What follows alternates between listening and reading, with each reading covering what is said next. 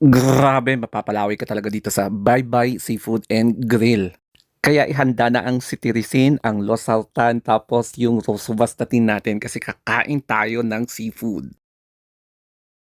Sa wakas at nag-check-out na kami dito sa resort sa bandang Bawang. And now, hahanap kami ng kakainan. So, dadaan kami sa may San Fernando tapos pupunta kami sa bandang San Juan. So, dito nga chinek namin yung price ng gasolina. It's 134 per liter. And napansin namin walang masyadong nagbibiyahe dito sa San Fernando, La Union. Nadaanan nga namin itong Bye Bye Seafood and Grill at medyo naintriga kami.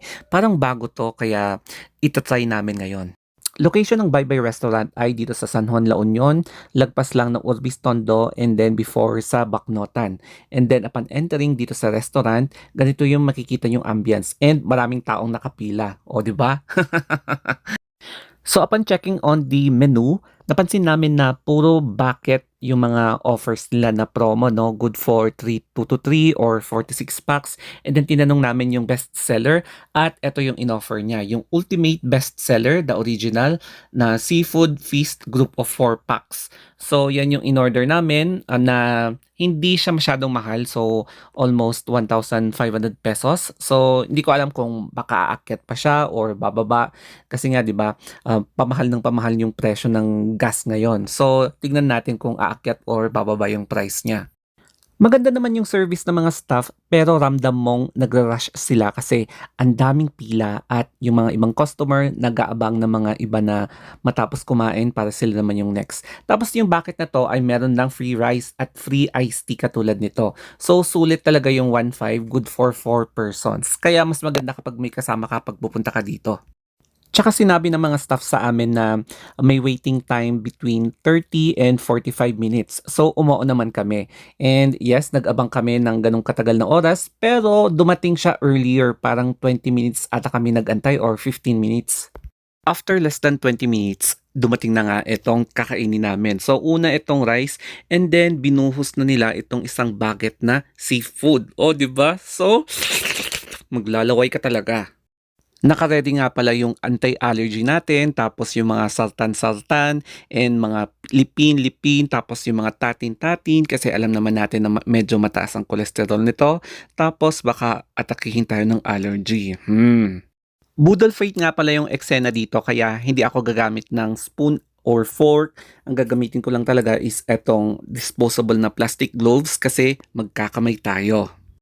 Nakalimutan ko nga pala na napili kong bucket dito ay yung sauce na red eggs, yung salted red eggs versus yung chili. So hindi yung chili yung pinili namin, baka hindi makayanan ng mga kasama namin dito.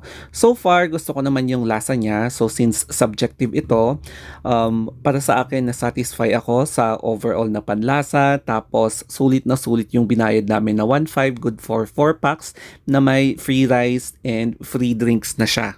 So, kinain ko na yung mga shrimp, yung mga clams, yung mga squid, o 'di ba? Tapos konting crabs and ihanda na yung mga maintenance natin.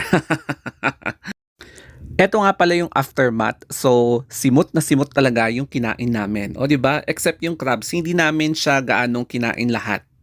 Next naman is puntahan natin yung CR nila. Kung okay bang mag-maintain yung mga staff nila.